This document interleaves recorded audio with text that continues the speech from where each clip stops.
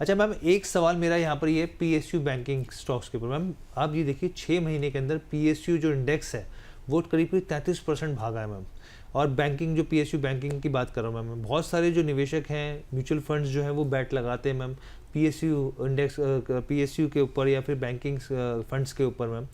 आपके हिसाब से मैम, क्योंकि अभी जो है सरकार की तरफ से हम लोग देख रहे हैं जो बैंकिंग बैलेंस शीट है वो काफ़ी सुधर रही है मैम, जो एसेट क्वालिटी है वो बेहतर हो रही है, कासा जो है वो बेहतर हो रहा है, यहाँ पर प्रोविजनिंग जो है वो बेहतर होती दिख रही है। इसके अलावा सरकार की तरफ से 49% एफडीआई की जो बातें निकल के एफडीआई की बातें निकल के आ रही हैं वो भी काफ़ी ज़्यादा दिलचस्प है। हालांकि उसके ऊपर अभी तक पूरी तरह की क्लैरिटी नहीं आई है, लेकिन ऐसी खबरें हैं कि 49% की इजाज़त जो है सरकार दे सकती है एफडीआई के लिए पीएसयू बैंकिंग को लेकर।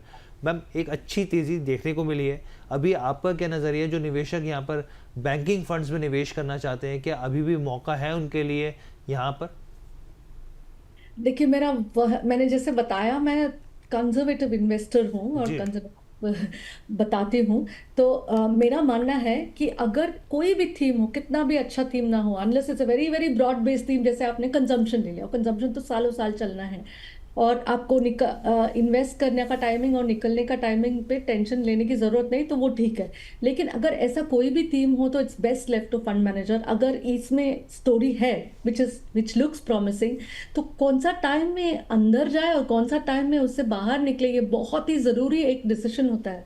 अगर आपने करेक्ट टाइम पे इन्वेस्ट भी कर लिया और स्पेक्टेकुलर रिटर्न्स भी पा लिया, तो ये ग्रीड और फियर का साइकिल तो हमारे पास रहता ही है, तो हमें लगेगा और बेटर रिटर्न मिलेगा और हम बने रहेंगे। मालूम पड़ा वो साइकिल टर्न हो गया और वो रिटर्न्स जो है वो सिर्फ पेपर में थे और वो वाइप आउट हो गए।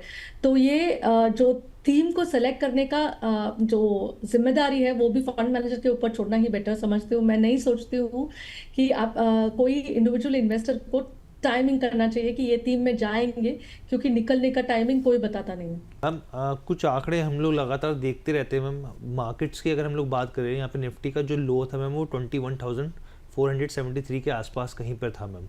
वहाँ से जो बाज़ार में रैली बनी मैम, उसमें लार्ज कैप की बड़ी भूमिका रही, जिसमें रिलायंस है मैम और दूसरे बड़े स्टॉक्स हैं यहाँ पर मैम।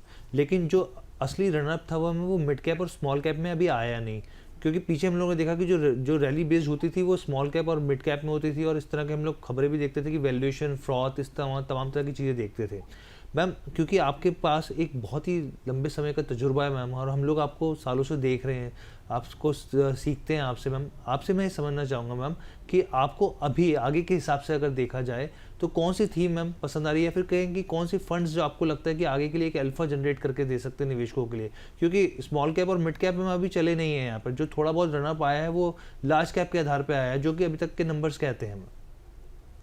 देखिए, लास्ट ईयर अगर आपको याद रहेगा तो लास्ट ईयर नहीं, ये इस साल का बिगिनिंग में भी जैन फेब में बहुत सारा बहुत सारा एक न्यूज़ था कि बहुत ओवर वैल्यूड हो गया स्मॉल कैप और मिड कैप, और आपको स्मॉल कैप मिड कैप में इन्वेस्ट नहीं करना चाहिए था, एंड बहुत बिकॉज अच्छा रिटर्न्स मिला है। जो भी हम बता दें, कितना भी हम एजुकेट करेंगे, ह्यूमन नेचर ऐसा ही है कि हम देखेंगे कि हमारा क्या एक्सपेक्टेशन है, मार्केट में क्यों आ रहे हैं, क्यों जोखिम ले रहे हैं, क्योंकि हमें रिटर्न्स बेहतर चाहिए। अगर हमने बेहतर रिटर्न्स देखा तो वही मतलब वो हर्ट मेंटालिटी हो जाता है कि हमने पीएसयू चल पड़ी और हम नहीं थे, तो फोमो होता है, वहीं पे इन्वेस्ट करते हैं। तो स्मॉल कैप मिड कैप के अगेंस्ट बात कर रहे थे, वो ही आज के तारीख में आप कोई भी फंड मैनेजर से बात करेंगे तो उनको नहीं लगता कि वो बहुत ज़्यादा ओवर वैल्यूड है और वहाँ पे जाना नहीं चाहिए, वहाँ पे ज़्यादा प्रोबेबिलिटी ऑफ फॉल ज़्यादा है एज अगेंस्ट अपसाइड।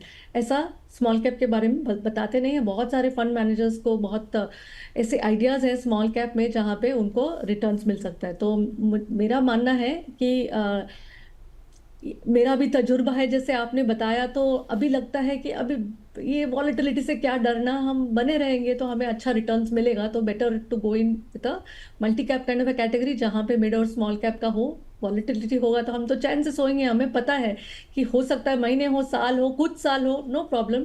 हमारा तो लॉन्ग टर्म इन्वेस्टमेंट होराइजन है और अच्छा रिटर्न्स बनना है। तो मैम मल्टी कैप में बने रहने की सलाह रहेगी आपकी, अगर आगे के हिसाब से भी देखा जाए, कोई 5 साल के हिसाब से 10 साल के हिसाब से निवेश कर रहा है तो?